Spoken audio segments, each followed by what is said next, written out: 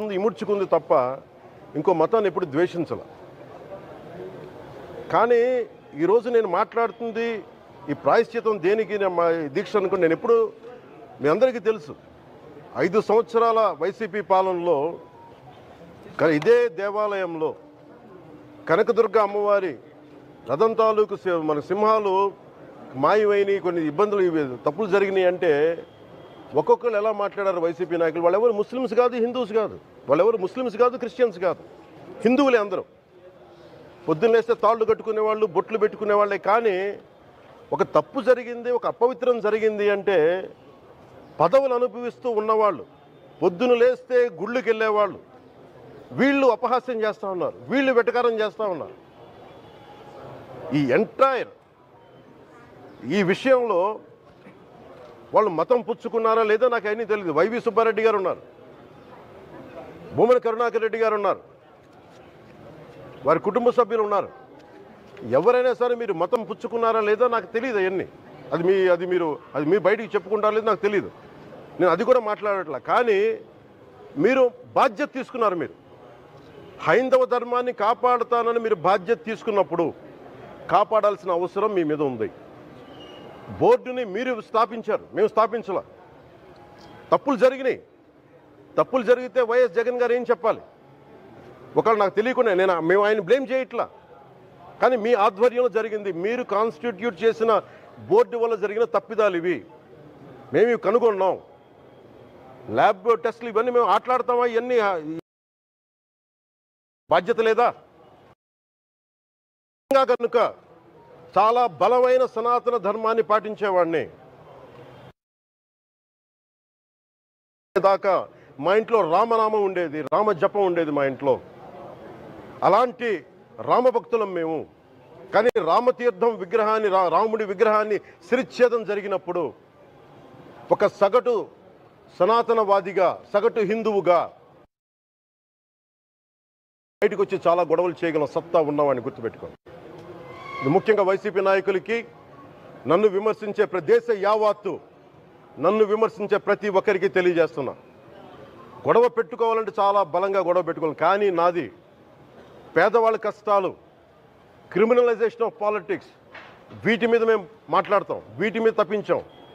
ప్రజలు బాగుండాలి, కాన్స్టిట్యూషన్ వాల్యూస్ని అప్హోల్డ్ చేయాలి, రాజ్యాంగం బాగుండాలి, వీటి కోసం తపన పడేవాళ్ళు. కానీ సెక్యులరిజం పేరు మీద, secularism is not one way, it's two way. Secularism అంటే కూర్చోబెట్టి ఒక్క సైడ్ నుంచి వచ్చేది కాదు, అన్ని సైడ్ నుంచి రావాలి. ఇది చాలా ఆవేదన కలిగిస్తుంది. కొన్ని దశాబ్దాలుగా చూస్తున్నారు ప్రతి హిందువు. దీంట్లో మిగతా మతాల ప్రస్తావన కంటే కూడా నేను ఎక్కువ ప్రస్తావన చేస్తుంది హిందూ ధర్మాన్ని పాటించి, వాళ్ళు వ్యక్తిగతంగా పాటించి బయటకు వచ్చేటప్పటికి మీడియా వారి కోసమో లేదంటే ఇంకొంత ఎవరైనా సాటిస్ఫై చేయడం కోసం తెలియదు, కానీ సాటి హిందువులు తోటి హిందువులను తిడతా ఉన్నారు. ఇది చాలా ఆక్షేపణీయం. దీంట్లో నేను ముస్లిమ్స్ నిందించట్లా, అది క్రిస్టియానిటీ నిందించట్లా, కానీ బాధ్యత తీసుకున్న హిందువుల్ని నేను నిందిస్తున్నాం. బాధ్యత మీది. మీరు యథాలాపంగా వచ్చి ఇది పొలిటికల్ పదవులు, విగ్రహాలు పోతే మేము ఇల్లు కట్టుకుంటాం, వాకిళ్ళు కట్టుకుంటాం, ఏం మాటలవి? ఇదే మీరు మస్జిద్లో జరిగితే మాట్లాడతారా? మస్జిద్లో ఇలాంటి అపవిత్రం, ఒక చిన్నపాటి చోరీ జరిగితే ఇలాగే మాట్లాడతాం. ఎందుకంటే మీరు మాట్లాడరు, ఓట్లు కదా అక్కడ. కానీ హిందువులు మాట్లాడితే హిందువులు అందరికీ ఎవరు పట్టించుకోరు. ఇక్కడ మా వేదన ఉండదా? మౌనంగా ఉన్నామంటే బాధ లేదనా? కోపం రాదనా? ఈ రోజుకి కూర్చొని చూడండి ఏం మాట్లాడుతున్నారో వాళ్ళు.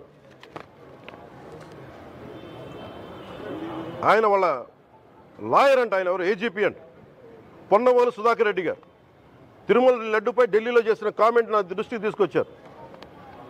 ఇలాంటి సెన్సిటివ్ సమయాల్లో ఎయిదర్ మౌనం మంచిది, మౌనం దాటి పొగరుగా మాట్లాడటం, నన్ను పచ్చి బూతులు తిట్టినా, నన్ను వక్రీకరించినా, నన్ను రోడ్డు మీదకి లాగిన నేను ఎప్పుడు మౌనంగానే ఉన్నా. కానీ వైసీపీని నాయకులు, విమర్శించే నాయకులు ప్రత్యేకంగా చెప్తున్నాం, సనాతన ధర్మాన్ని జోలికి రాకండి. తప్పు జరిగితే తప్పు జరిగిందని ఒప్పుకోండి, లేదా మాకు సంబంధం లేదని చెప్పండి. అంతేగాని మళ్ళీ అడ్డగోలుగా మాట్లాడితే ఎవ్వరం క్షమించం. ఇక్కడ మీరు కూడా హిందువులే. పొన్నవోలు సుధాకర్ రెడ్డి గారు మీరు హిందువులే. నోటికొచ్చినట్టు మాట్లాడకండి. తమాషాలుగా ఉందా మీకు? సరదాలుగా ఉన్నాయా? మొన్న ప్రకాష్ రాజ్ గారు మాట్లాడారు నా మీద. అరే నేను మాట్లాడుతుంది ఒక హిందువులు అపవిత్రం గురించి మాట్లాడుతున్నాను. ఇందులో ప్రకాష్ రాజ్ గారికి సంబంధం ఏంటి? ఇందులో నేను ఇంకొక మతాన్ని నిందించానా? ఇస్లాంని నిందించానా? క్రిస్టియానిటీని నిందించానా? ఈ అపవిత్రం జరిగింది, ఇలా జరగకూడదు, ఫుడ్ అడల్టరేషన్ జరిగిందని మాట్లాడుతుంటే దీన్ని గోల చేయకూడదంటే, అంటే తప్పు జరిగినప్పుడు మాట్లాడకూడదా? ఒక అపవిత్రం జరిగితే మాట్లాడకూడదా? దేవతా విగ్రహాలను శిరచ్ఛేదం చేస్తే మాట్లాడకూడదా? ఏం ఏం పిచ్చి పట్టింది ఒక్కొక్కళ్ళకి? ఎవరి కోసం మాట్లాడుతున్నారు మీరు? ప్రకాష్ రాజ్ కూడా చెప్తా ఉన్నాను, నాకు మీరంటే గౌరవం. I have extreme respect for you. కానీ when it comes to secularism, Prakash Raj గారు, it's a two way, not one. I have extreme respect for you. You know that. మీరు secularism is all, it is not way. హిందువుల మీద దాడి వచ్చి మాట్లాడడం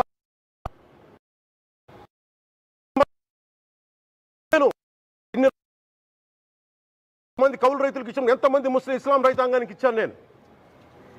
ఇదే ఎన్ని మద్రాసాలకి డబ్బులు ఇచ్చాను నేను, 25 లక్షలు 30 లక్షలు ఇచ్చాను, నేను ఇచ్చినవాడిని. నేను నాకు అన్య మతం ఇస్లాం మీద గౌరవం ఉన్నవాడిని, క్రిస్టియానిటీ మీద గౌరవం ఉన్నవాడిని. చిన్నప్పటి నుంచి కూర్చొని మిషనరీ స్కూల్లో చదువుకున్నవాడిని. నా టీచర్ చెప్పే సూక్తి, తను తగ్గించుకున్నవాడు హెచ్చింపబడిని చెప్పి బైబుల్ సూక్తిని ప్రతిసారి కోట్ చేస్తూనే ఉంటాను. ఇది నా గౌరవం, ఇది నేను చూపించే గౌరవం. మీరు మాట్లాడితే కూర్చొని నేను పాటించే ధర్మానికి అపవిత్రం జరిగినప్పుడు నేను మాట్లాడకూడదు, మౌనంగా ఉండాలి. సెక్యులరిజంకి విఘాతం అంటే ఏంటి? సెక్యులరిజంకి విఘాతం? నా ఇంటి మీద దాడి జరిగినప్పుడు నేను మాట్లాడకూడదా? నా ఇల్లు 10 మందికి ఆశ్రయం ఇస్తుంది. నా సనాతన ధర్మం అన్ని ధర్మాలకి ఆశ్రయం అయితే దానికి దాడి జరిగినప్పుడు, దాని మీద అపవిత్రం జరిగినప్పుడు దానికి కూడా మాట్లాడకూడదంటే ఏం మాట్లాడాలి మీతోటి? ప్రకాష్ రాజ్ గారు, you have to learn your lessons. I respect you. It's not just Prakash Raj Garu, all the people who thinks in the name of secularism, you're going haywire. Let me tell you guys, we are extremely hurt. Don't make a mockery out of our sentiments. We are deeply, deeply hurt. It's not fun for you, maybe it might be fun for you. It is not fun for us. It's a deep anguish, deep pain. Don't you ever forget. Before you come and think 100 times and say, talk about Sanatana Dharma. Enough of this. చాలు. ఇష్టానికి మాట్లాడుతూ ఉన్నారు సనాతన ధర్మం మీద. అయ్యప్ప స్వామి మీద మాట్లాడతారు, సరస్వతి దేవి మీద మాట్లాడతారు. అల్లా మీద మీరు మాట్లాడగలరా? మహమ్మద్ ప్రవక్త మీద మీరు మాట్లాడగలరా? జీసస్ మీద మీరు మాట్లాడగలరా? అందరూ కూర్చొని సనాతన ధర్మం మీద, వినాయకుడి మీద జోకులు వేస్తారు, దుర్గాదేవి మీద జోక్స్ వేస్తారు, సరస్వతి దేవి మీద జోక్స్ వేస్తారు.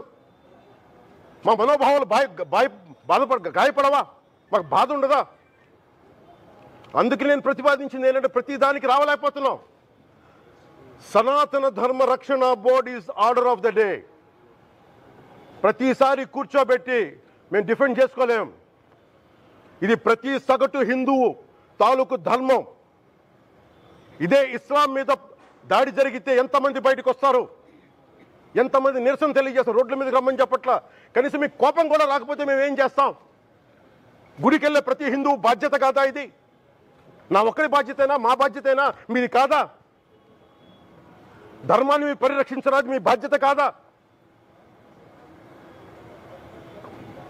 ఈయన పొన్నవోలు సుధాకర్ రెడ్డి గారు మాట్లాడేది, పంది కొవ్వు చాలా ఖరీదైంది, ఆ కొవ్వు లడ్డు నెయ్యితో ఎలా కలుపుతారు? నెయ్యి 300 రూపాయలు ఉంటే పంది కొవ్వు 1200 రూపాయలు. బంగారంతో రాగి కలుపుతారా? ఇత్తడిలో పుత్తడి కలపరు. చెంబు తయారులో ఎవరైనా బంగారం కలుపుతారా? మదం ఎక్కిన మాటలు పొన్నవోలు సుధాకర్ రెడ్డి గారు. మదం ఎక్కి వస్తే ఇట్లాంటి మాటలే వస్తాయి. మీరు నా మీద కోర్టులో కేసులు వేసుకుంటారో ఏమి చేసుకుంటారో చెప్తా. మీరు ఏజీపీలు కదా, మీ దగ్గర వేల కోట్ల డబ్బులు ఉన్నాయి కదా, వేసుకోండి కోర్టులో, చెప్పండి. సనాతన ధర్మానికి నోటికొచ్చినట్టు మాట్లాడితే మిమ్మల్ని అందరినీ రోడ్ల మీదకి లాగుతాం, గుర్తుపెట్టుకోండి. తప్పు జరిగింది, ప్రాయశ్చిత్తం చేసుకోండి, లేదంటే మౌనంగా మాట్లాడకుండా ఉండండి అంతే. మా మనోభావాలు ఇంకా రెచ్చగొట్టేలా మాట్లాడొద్దు. భూమన కరుణాకర్ రెడ్డి గారు మాట్లాడతాను నేను వెళ్ళి హై డ్రామా, రాజకీయ మనసు ఉన్నవాళ్ళు అత్యంత దారుణంగా ప్రవర్తిస్తున్నారండి. లడ్డు కలుషితమైంది అంటున్నారు. కల్తీ నెయ్యితో తప్పు చేసి ఉంటే సర్వనాశనం అయిపోతాం, రక్తం కక్కుని చచ్చిపోతాం. మీ నాశనం మొదలైంది. రెండోది అది భగవంతుడికి వదిలేస్తున్నాను.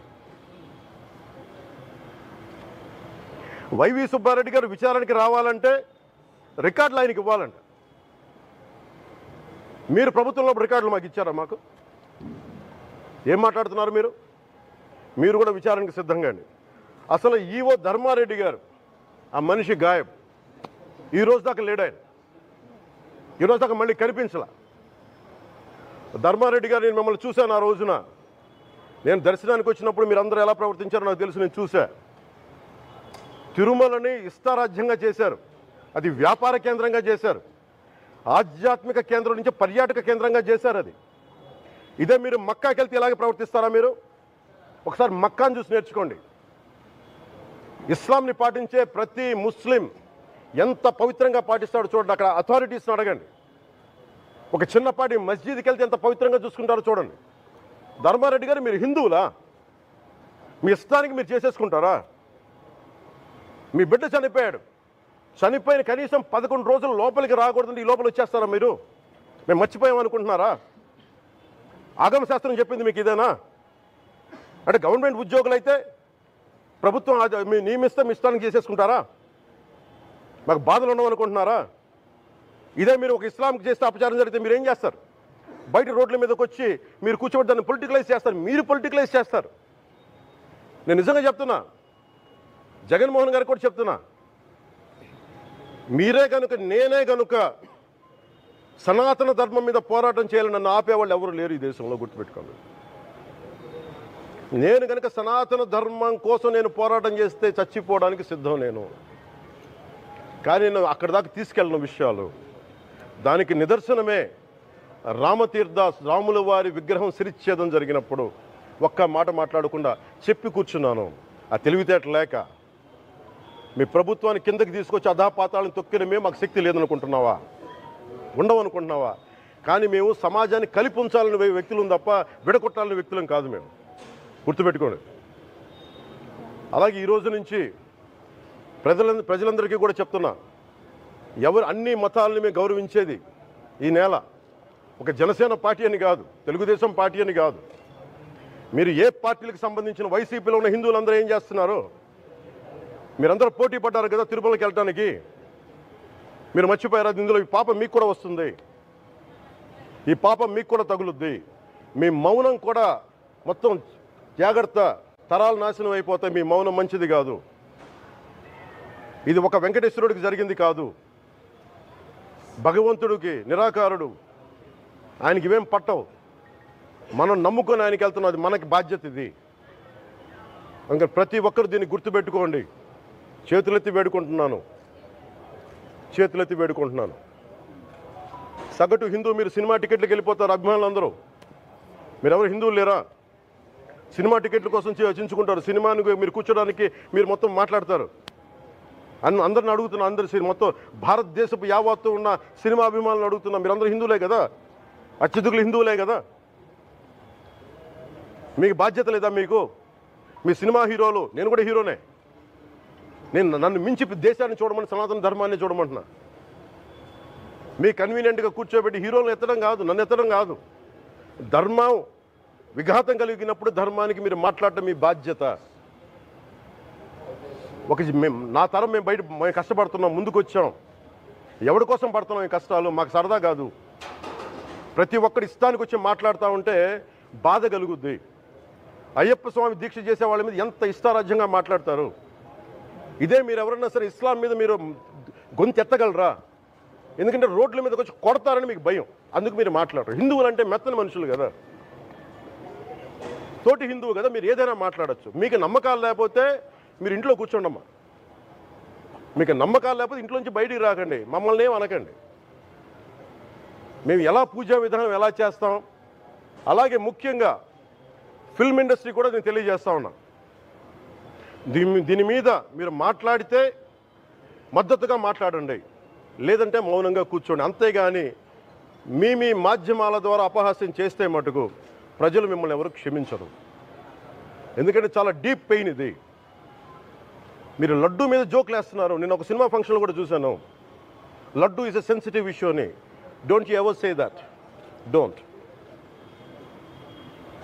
You ever try day to say that, please. I respect you as actors, but when it comes to Sanatana Dharma, please, you have to think 100 times before you saying a word. One comment. Thank you.